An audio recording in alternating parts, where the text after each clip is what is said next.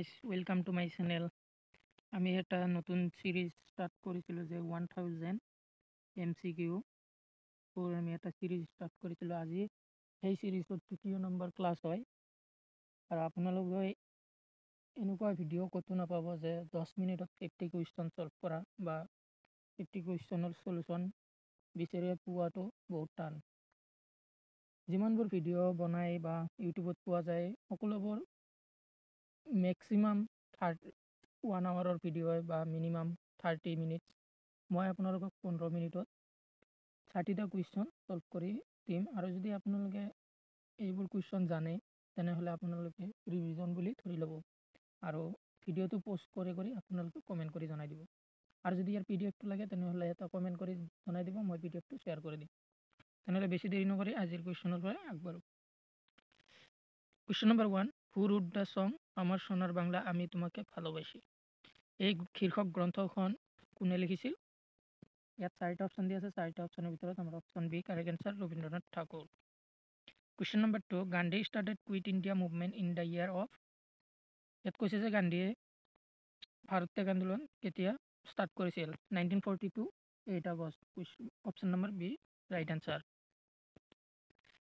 Question number 3, who wrote the article 5I এক থাই। ইয়াত 4টা অপশ্যন দিয়া আছে। 4টা অপশ্যনৰ ভিতৰত অপশ্যন বি টো correct answer Rabindranath Thakur. Question number 4, who was the editor of the Bengali magazine Bharati পত্ৰিকা। ইয়াত 4টা অপশ্যন দিয়া আছে। 4টা অপশ্যনৰ ভিতৰত অপশ্যন এ টো কাৰেক্ট এনচাৰ সৰলা দেৱী।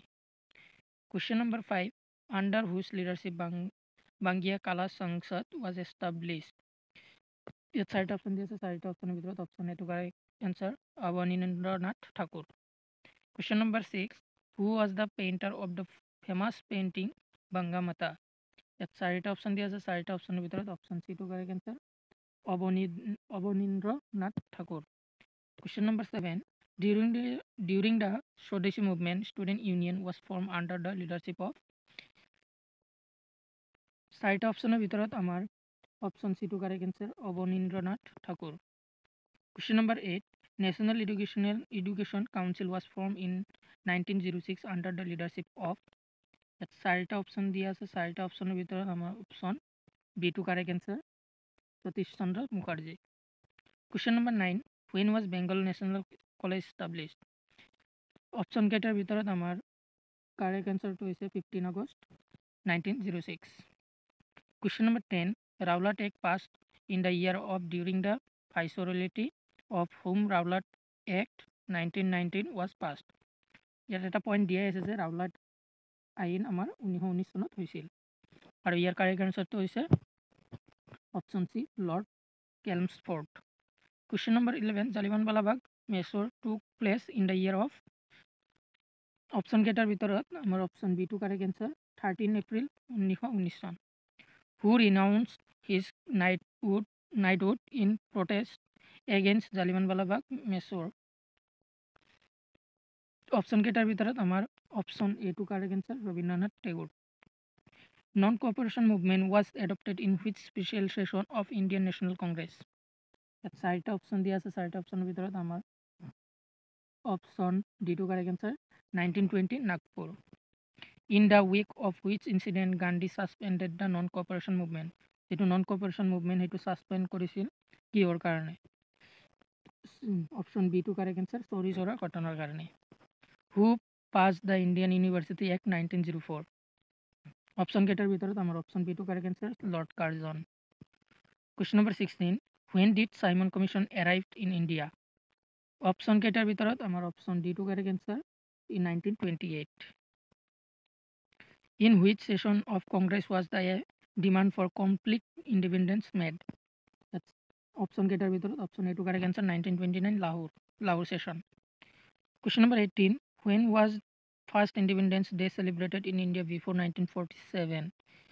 অপশ্যন কেইটাৰ ভিতৰত আমাৰ অপশ্যন বি টো কাৰেক্ট এনচাৰ 15 আগষ্ট 1930।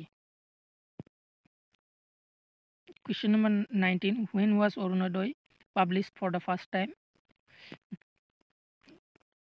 অপশ্যন কেইটাৰ ভিতৰত আমাৰ অপশ্যন ডি টো কাৰেক্ট এনচাৰ 1846। কেতিয়াবা মান্থটো আহিব পাৰে যিটো জানুৱাৰী মান্থ বুলি কোৱা হয়। জানুৱাৰী মান্থত আমাৰ অৰুণোদয় পাব্লিছ হৈছিল। Question number 20 Azan Pir came to Assam during the reign of, ইয়াত দিয়া আছে যে 4টা অপশ্যন দিয়া আছে, ইয়াত এটা চাগে অপশ্যন ফুল আছে, সেইটো হৈছে প্ৰতাপ সিংহ। এইটো মনত ৰাখিব, প্ৰতাপ সিংহৰ দিনত আজান পীৰ অসমলৈ আহিছিল। হু কম্প'জ জিকিৰ এণ্ড জাৰি, ইয়াত অপশ্যন কেইটাৰ ভিতৰত অপশ্যন 3টো কাৰেক্ট এনচাৰ আজান পীৰ, যাৰ ৰিয়েল নেম এইটো আহিব পাৰে, এইটো মষ্ট ইম্পৰ্টেণ্ট হয়। আজান পীৰৰ ৰিয়েল নেম এইটো হ'ল Shah Milan. Question number 22 the book Hasti Vidyarnava was written বাই, ইয়াত কৈছে যে হস্তি বিদ্যাৰ্ণৱ পুথিখন কোনে লিখিছিল। অপশ্যনকেইটাৰ ভিতৰত আমাৰ অপশ্যন চিটো কাৰেক্ট এনচাৰ সুকুমাৰ বৰকাইত। এটা আৰু এটা কুৱেশ্যন কৈছে যে হু ড্ৰিভ দ্য পিকচাৰ্ছ ইন হস্তি বিদ্যাৰ্ণৱ, হস্তি বিদ্যাৰ্ণৱ যিখন পুথি, সেইখন পুথিখনত চিত্ৰবোৰ কোনে আঁকিছিল। ইয়াত অপশ্যনকেইটাৰ ভিতৰত আমাৰ অপশ্যন ডিটো correct answer Dilbar Dosai. 24 question when was the stone gate of the Parbatia Math, ইয়াত 4টা অপশ্যন দিয়া আছে, 4টা অপশ্যনৰ ভিতৰত আমাৰ দুটাই কাৰেক্ট এনচাৰ, অপশ্যন বি বা চি। কিছুমান কিতাপত 5 চেঞ্চুৰী আছে আৰু কিছুমান কিতাপত 6 চেঞ্চুৰী, এইটো মনত ৰাখিব। আৰু ৰেইন অফ বা কাৰ ৰাজত্বকালত এইটো হৈছিল, ৰেইন অফ ভাস্কৰ বৰ্মন বা ভাস্কৰ বৰ্মনৰ শাসনকালত।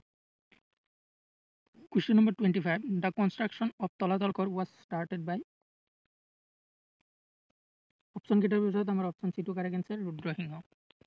26 নম্বৰ who completed the construction of Talatal Ghar, ইয়াত কৈছে যে আগৰ কুৱেশ্যনটো কৈছে যে তলাতল ঘৰৰ কোনে ষ্টাৰ্ট কৰিছিল, সাজিবলৈ আৰম্ভ কৰিছিল, সেইটো ৰুদ্ৰসিংহ, বা আৰু কোনে কমপ্লিট কৰিছিল, সেইটো হৈছে আমাৰ অপশ্যন ডি ৰাজেশ্বৰ সিংহ। ৰাজেশ্বৰ সিংহৰ দিনত এইটো কমপ্লিট হৈছিল। Question number 27 who first organise Bihu in public places, যে পাব্লিক প্লেচেছত কোনে প্ৰথমে বিহু পালন কৰিছিল বা উদযাপন কৰিছিল, এইটো হ'ব আমাৰ কাৰেক্ট এনচাৰটো হ'ব অপশ্যন চি ৰুদ্ৰসিংহৰ দিনত। 28 number Deul festival is celebrated in, ইয়াত অসমৰ হয়, গোটেইকেইটা অসমৰে ডিষ্ট্ৰিক্ট হয়, কিন্তু ইয়াত অপশ্যনটো নাই চাগে, আপোনালোকে এইটো লিখি ল'ব বৰপেটা, বৰপেটা ডিষ্ট্ৰিক্ট মনত ৰাখিব। Question number 29 Batheli Suwari Bar Gopal are celebrated in, ইয়াত অপশ্যনকেইটাৰ ভিতৰত আমাৰ অপশ্যন বিটো correct answer Kamrup. Question number 30 Bas Puja is celebrated in, ইয়াত 4টা অপশ্যন দিয়া আছে, আপোনালোকে কমেণ্ট কৰি জনাই দিব, এইটো হোমৱৰ্ক হিচাপে আপোনালোকৰ থাকি গ'ল, আপোনালোকে জনাই দিব। Question number 31 a prominent Goalpariya folk song artist awarded with Padmashri was, যে গোৱালপাৰীয়া লোকসংগীতৰ বাবে কাক পদ্মশ্ৰী বঁটা প্ৰদান কৰিছিল, এইটো হ'ব আমাৰ অপশ্যন বি প্ৰতিমা বৰুৱা পাণ্ডে বা প্ৰতিমা পাণ্ডে বৰুৱা।